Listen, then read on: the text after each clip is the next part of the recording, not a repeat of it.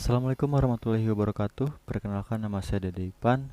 Saya dari Prodi Manajemen dengan nomor NIM 289200536 Fakultas Ekonomi dan Bisnis. Di sini saya akan menjelaskan mengenai public speaking, presentasi, cara presentasi dan negosiasi dengan Bapak dosen pengampu, Bapak Joni Tusmanto.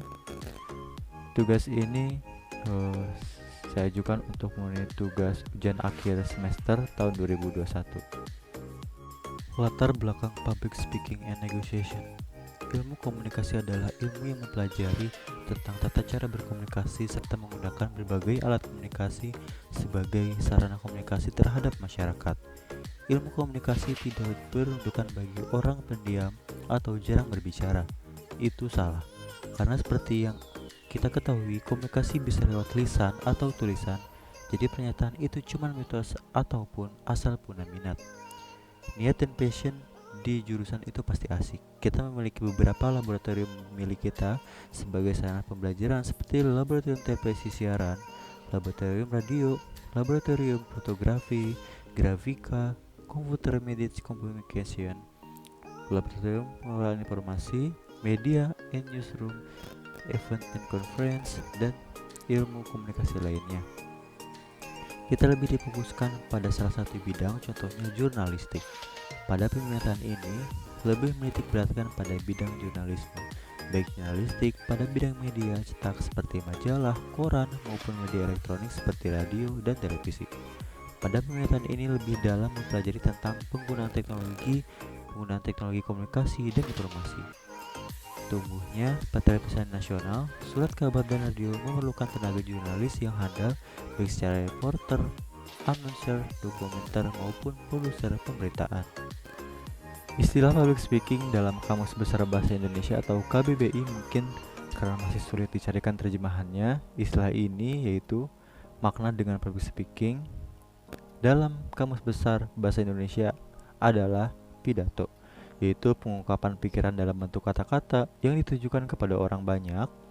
Public speaking adalah keterampilan yang dapat dilatih, dipraktekkan, dan dimanfaatkan untuk memberi manfaat sesuai dengan kebutuhan audiens. Antara lain, untuk menyampaikan informasi, memotivasi, membujuk, mempengaruhi orang lain, mencapai saling pengertian dan kesepakatan, meraih promosi jabatan, mengarahkan kerja kepada para staf, meningkatkan penjualan produk, keuntungan dalam berbisnis, dan membagikan sebuah pengetahuan yang dimiliki seseorang.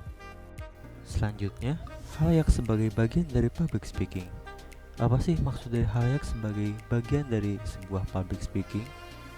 Istilah halayak media berlaku universal dan sederhana, diartikan sekumpulan orang yang menjadi pembaca, pendengar, pemirsa berbagai media. Kumpulan ini disebut sebagai halayak dalam bentuk yang paling dikenali dalam versi yang diterapkan dalam hampir seluruh penelitian media itu sendiri. Dalam Close pada tahun 1968 menunjukkan beberapa kerumitan untuk membedakan beberapa kadar berikut serta keterlibatan halayak.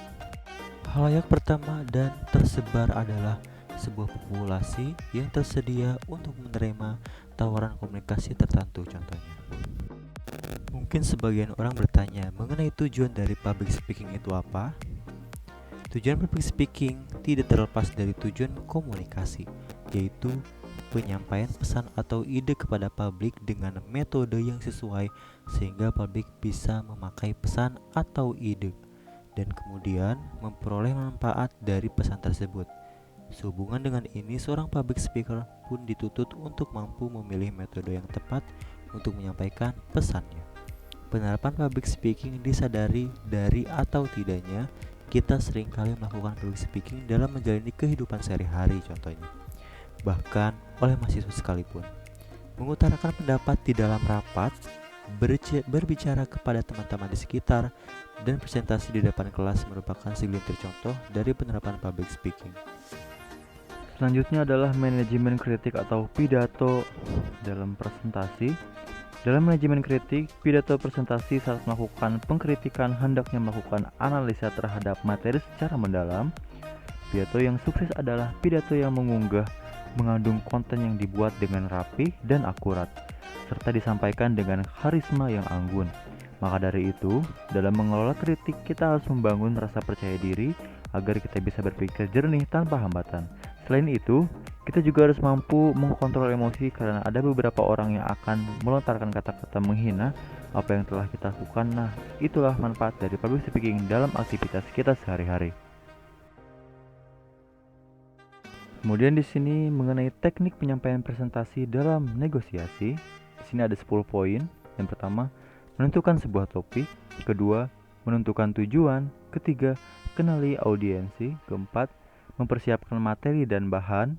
Kelima, menimbulkan rasa ingin tahu. Keenam, menyampaikan rasa dan pemilihan kata. Ketujuh, jangan membacakan materi. Kedelapan, sering melakukan kontak mata dengan audiens. Kesembilan, alat peraga dan penggunaan gambar atau media lainnya.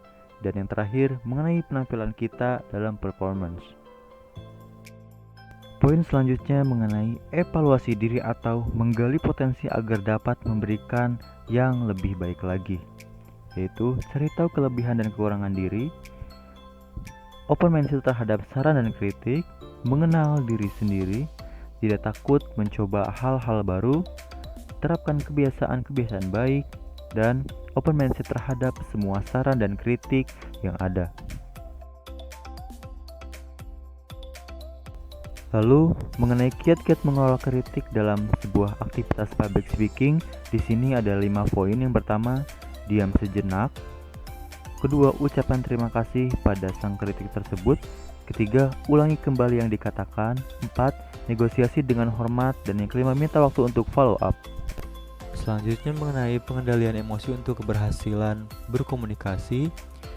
Mengenai kecerdasan emosional, itu sangat penting karena menyumbang pengaruh besar terhadap kehidupan guna membimbing pikiran dalam pengambilan sebuah keputusan. Seperti keluarga merupakan lingkungan pertama untuk mempelajari emosi.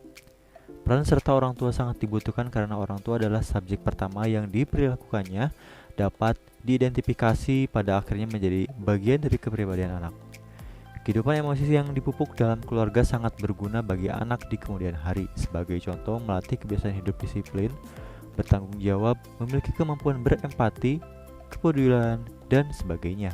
Hal ini akan menjadikan anak lebih mudah untuk menangani dan menenangkan diri sendiri dalam menghadapi sebuah permasalahan, sehingga anak dapat berkonsentrasi dengan baik dan tidak memiliki banyak masalah seperti tingkah laku yang negatif. Demikian presentasi yang dapat saya sampaikan mengenai referensi dalam PowerPoint materi ini dari Mujanto AM pada tahun 2014, cara mengatasi rasa takut dan tidak percaya diri dalam public speaking. Dan saya Dede Ipan. Wassalamualaikum warahmatullahi wabarakatuh.